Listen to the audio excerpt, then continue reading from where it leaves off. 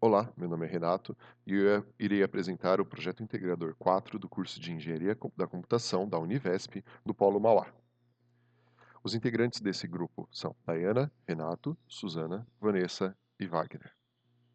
O tema do nosso trabalho é o papel do home office na otimização do transporte público da região metropolitana de São Paulo. Nesse trabalho, iremos explorar o problema que é a complexidade do transporte público da região metropolitana de São Paulo.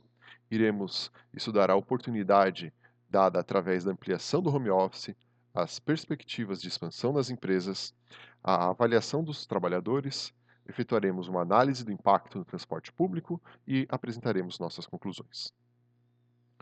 A região metropolitana de São Paulo, uma das maiores do mundo, possui um sistema de transporte público com uma alta complexidade, devido à vasta população e devido também à ampla área territorial, uma vez que abrange diversas cidades dessa região.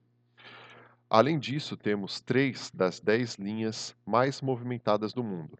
Como podemos ver na imagem ao lado, nós temos a estação terminal Luz da CPTM em um horário de pico, onde é a estação terminal da linha 11 Coral. Esta linha, a linha 11 Coral, ela, em uma pesquisa recente, foi considerada a segunda linha mais utilizada do mundo. E isso traz implicações diretas para a gestão dessa população, a gestão desse sistema de transporte e a sua otimização é um trabalho muito importante que vai gerar impactos diretos na vida da população, como também para os custos públicos. O home office, ele é o trabalho à distância, é o trabalho a partir de casa. Ele pode ser exercido de forma total, ou seja, sem a pessoa necessitar ir até a empresa, ou parcial, onde a pessoa em alguns dias trabalha no escritório, na empresa, e outros dias trabalha de casa. Devido à pandemia, houve uma necessidade forçada das empresas adotarem o home office e basicamente o modelo total, onde as pessoas dificilmente vão até os escritórios. E isso impacta diretamente na locomoção das pessoas, uma vez que elas não precisam ir até os seus locais de trabalho, elas não necessitam mais utilizar o transporte público. E também tem um impacto no transporte privado, através da utilização dos seus carros pessoais. Eles também não vão utilizar as vias, as avenidas, as estradas, e assim também reduz a lotação desses locais. A pandemia gerou uma necessidade forçada de adoção, e isso é um cenário eh eh, recente, em um cenário praticamente único que experimentamos, e as empresas tiveram que adotar isso, e através dos números, através dos meses, percebemos que a adoção do home office, ela não teve uma redução significativa. Se compararmos os meses de maio, junho e julho, vemos que as pessoas que não foram afastadas, que continuam exercendo a sua função, elas saltaram de 65,4 milhões de pessoas para 71,7 milhões de pessoas, nesta pesquisa da PNAD em âmbito nacional. Porém, se olharmos a taxa de ocupação das pessoas de maneira remota, ela não caiu. Por que que ela não caiu? Porque as empresas estão adotando e estão entendendo as vantagens do home office. Então, permaneceu na casa dos 8 milhões de pessoas trabalhando em home office. Uma vez que as pessoas que não foram afastadas estão retornando para as suas atividades, voltando ao trabalho, voltando para os escritórios e para as empresas, entenderíamos também que essas pessoas em home office voltariam para o escritório, mas não é isso que está acontecendo, uma vez que saiu de 8,7 milhões para 8,4. Não foi uma redução tão grande do número de pessoas trabalhando em home office. Muitas empresas já deixaram expresso que irão adotar o home office, irão expandir a utilização dessa forma de trabalho, porque principalmente perceberam um aumento da produtividade dos seus funcionários e uma redução da necessidade do uso de espaço nos seus escritórios, que em algumas regiões significa uma economia muito grande no seu orçamento.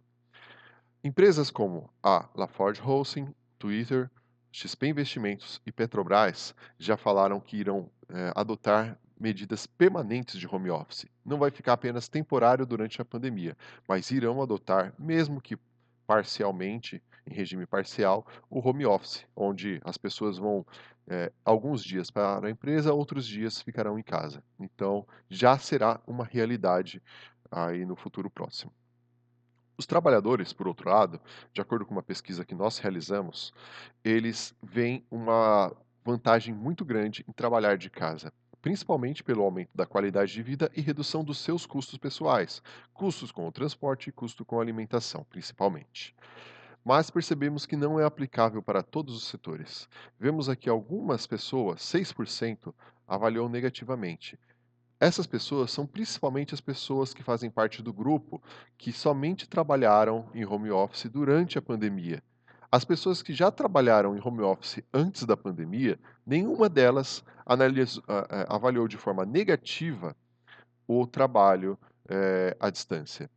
Essas pessoas que avaliaram negativamente, que tiveram que trabalhar de uma forma forçada durante a pandemia, são principalmente de áreas que não é aplicável, como, por exemplo, professores da rede pública, professores de escolas técnicas e de faculdades que não trabalham à distância. E também muitos que avaliaram negativamente porque não tinham uma infraestrutura e durante a pandemia tiveram que conviver com pessoas que estariam realizando também suas atividades nas empresas, né, e não tinham um escritório ou um local específico de trabalho nas suas residências. O transporte público, para avaliarmos o seu impacto, eh, nos deparamos com uma inviabilidade da aferição quantitativa de impacto do home office no transporte público.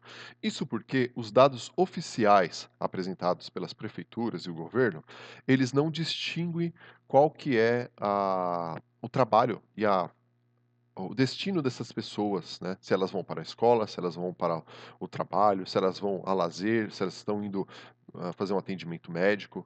Então, não conseguimos aferir essas pessoas que tiveram a redução aqui durante a pandemia, se são estudantes que estão afastados, se são pessoas que estão em isolamento social e as pessoas que de fato não estão indo trabalhar, pois são trabalhadores em home office.